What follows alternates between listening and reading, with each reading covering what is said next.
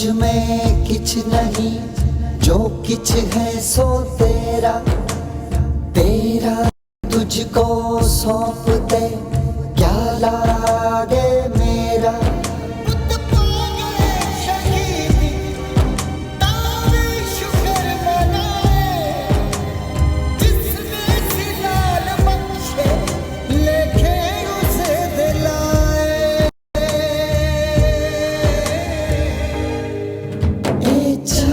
साहेबजादे, ए चार साहेबजादे।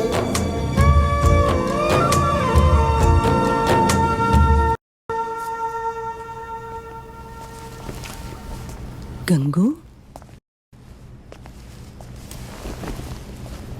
गंगू,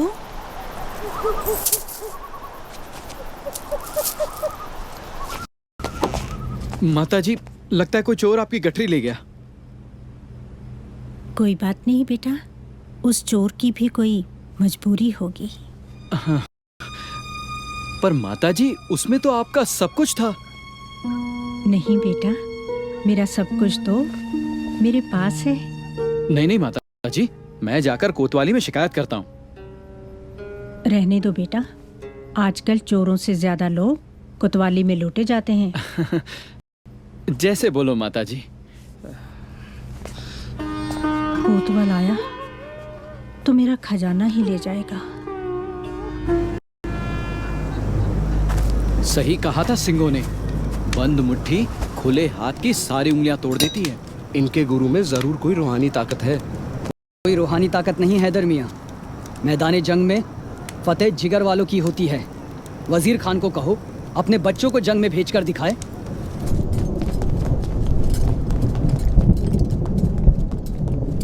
मुगलों की तरफ से कोई हलचल नहीं है जत्थेदार जी। गुरु साहब ने फैसला किया है कि कल के जत्थे के साथ वो खुद जंग में जाएंगे।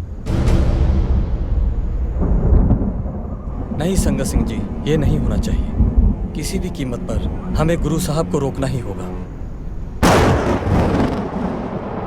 भाई दया सिंह जी, गुरु साहब ने पंच प्यारों को अमृत छकाकर खालसा पंथ बनाया। हाँ, इसका मतलब पंच प्यारे ही पंथ और पंथ ही पंच प्यारे हैं। बिल्कुल।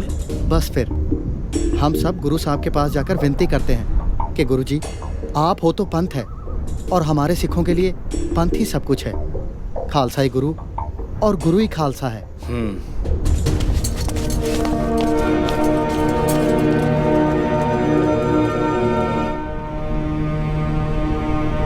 गुरु साहब जी, पंच प्यारों को खंडे बाटे का अमृत छकाकर आपने ये अधिकार उनको दिया था कि जब कभी भी पंथ के सामने सवाल उठे तो पंच प्यारों के फैसले को अटल माना जाएगा। हम पंच प्यारे आपके बनाए खालसा पंथ की लोकतांत्रिक नीति को बरकरार रखते हुए कौम के हित के लिए अपने गुरु से विनती करते हैं कि वो गड़ी छोड़कर चले जाएं।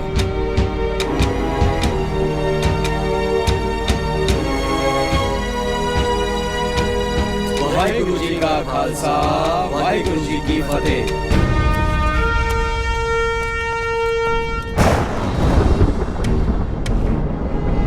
उस रात गुरु साहब अपने किसी सिंह को अपनी पोशाक पहनाकर गढ़ी से एक आम आदमी की तरह निकले।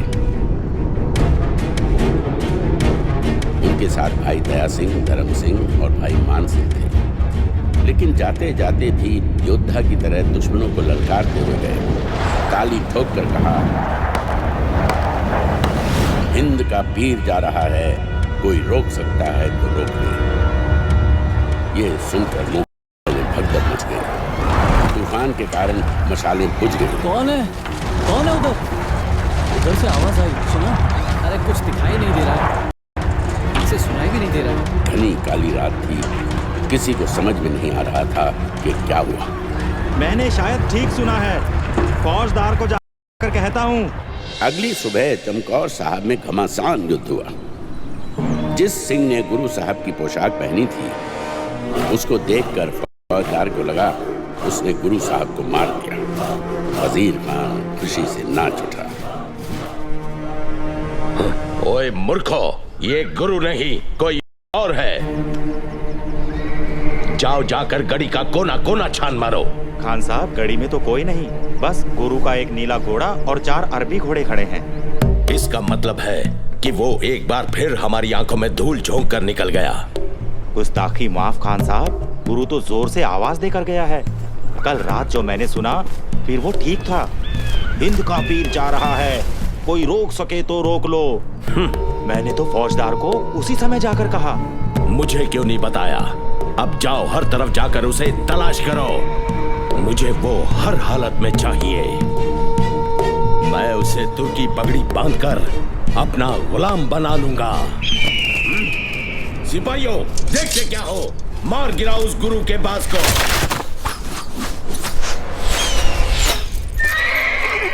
आपकी इज्जत पर हाथ डाला है जनाब, छोड़ेंगे नहीं।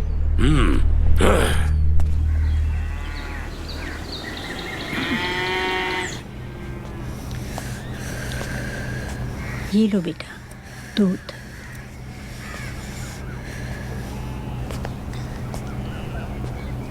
दादी माता, गंगू अजीत वीरे को संदेश पहुंचा के आ गया।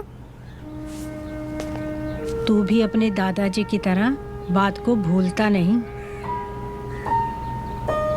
दादी माँ, आज मैं सपने में दादाजी को मिला। दादाजी को? हाँ, वो दिल्ली चांदनी चौक में रहते हैं। उन्होंने वहाँ बहुत बड़ा महल बनाया है। हाँ, और महल का रंग सफेद है।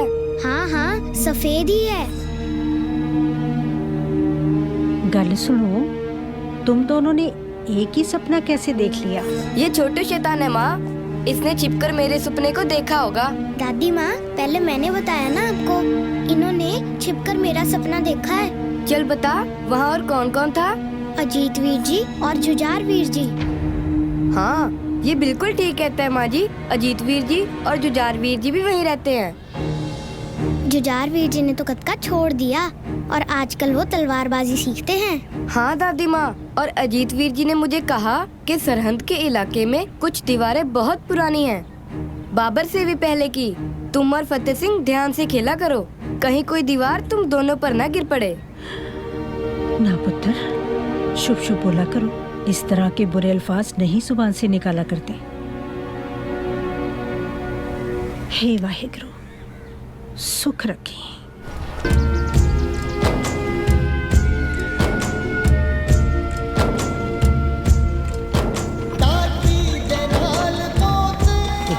लाखों की फौज लेकर भी वजीर खान अब तक गुरु को पकड़ तो नहीं सका। अब बच्चों और औरतों पे जुल्म करने वाला सुरमा नहीं, शैतान कहलाता है। और ये काम हमारे हाथों हो रहा है। बेहतर होता कि हुक्मरान गुरु की तलाश में हमें भी चमकोर बुला लेते।